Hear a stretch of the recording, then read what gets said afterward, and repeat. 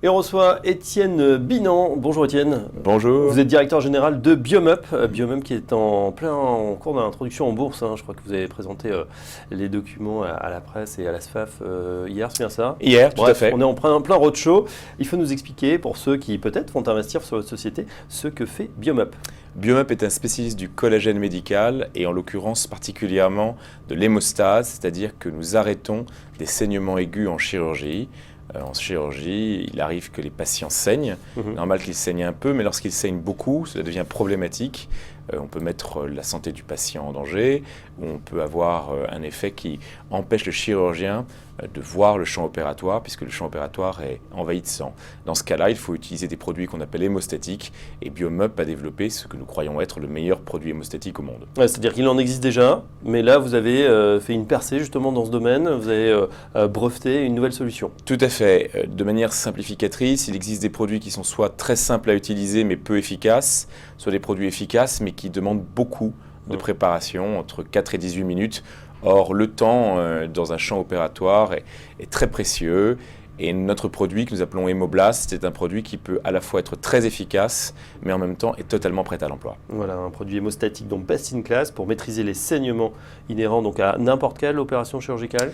Alors, n'importe quelle opération chirurgicale en théorie, en pratique, essentiellement la chirurgie de la colonne, du cœur, du foie, mais aussi ce qu'on appelle la laparoscopie ou la chirurgie minimalement invasive, qui est une chirurgie qui est faite à travers un trocar et dans lequel on voit la plaie par vidéo. Et donc, dès que du sang se répand, eh bien, immédiatement la visibilité est perdue, ce qui est très problématique pour l'opération.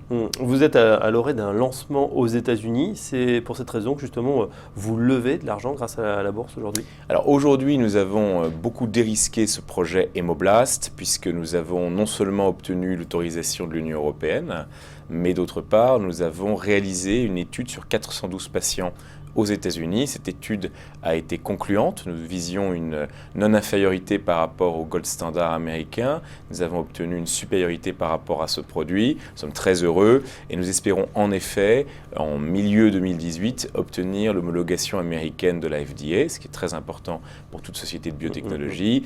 Et dans ce cadre, nous préparons en effet le lancement aux États-Unis et en Europe, et nous avons besoin d'argent pour le faire. Oui, bien sûr, la FDA, la puissante autorité sanitaire américaine qui doit donner son feu vert. Alors on n'est pas dans la biotech pure, c'est plus de la medtech, c'est un dispositif médical.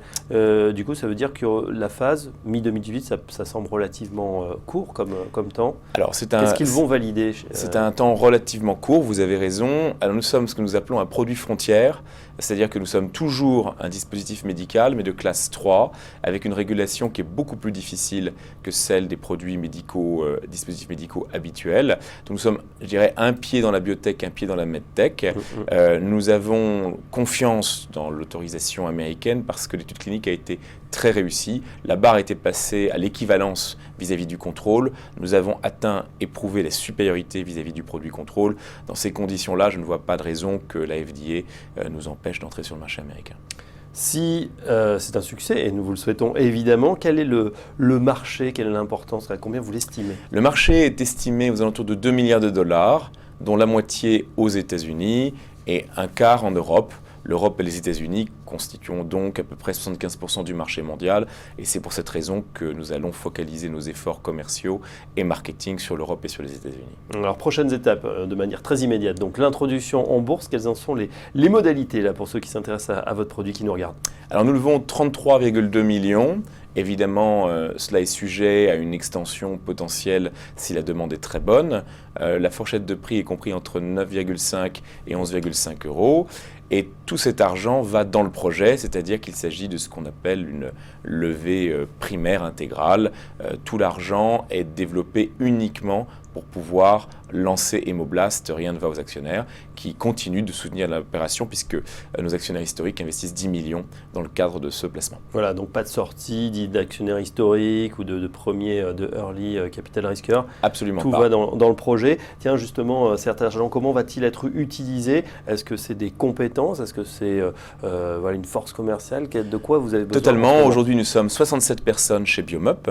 Je pense que nous serons presque 100 l'année prochaine. Nous allons embaucher une quinzaine de personnes aux États-Unis, une quinzaine de personnes en Europe, essentiellement dans le domaine commercial et marketing, mais nous allons continuer d'investir en R&D et en production, évidemment, pour pouvoir suivre le rythme et la croissance. Donc 2018, normalement, la FDA vous donne également l'accord. Est-ce qu'il y a d'autres pays cibles? C'est vrai que la biotech, maintenant, enfin, c'est procédés et des opérations partout dans le monde. Est-ce que la prochaine étape, c'est l'Asie ou d'autres zones géographiques?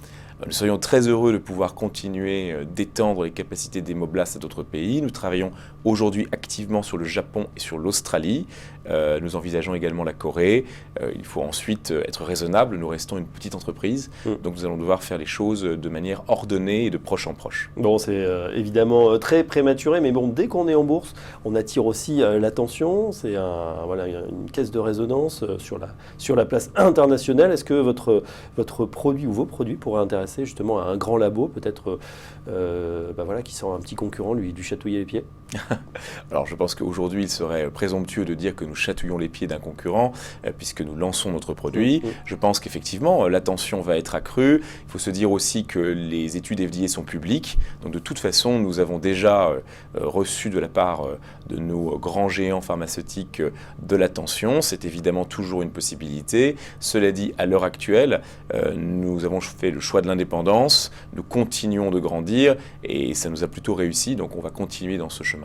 Voilà, en tout cas, si vous vous intéressez au produit Hemoblast créé par Biomup, l'introduction est en cours, fin de l'opération. Le 9 octobre au soir. 9 octobre, voilà, le mot est passé pour tous ceux qui s'intéressent à la MedTech Biotech, produit frontière avec cette technologie. Merci Étienne. Étienne Binan, directeur général de Biomup, en plein IPO en ce moment.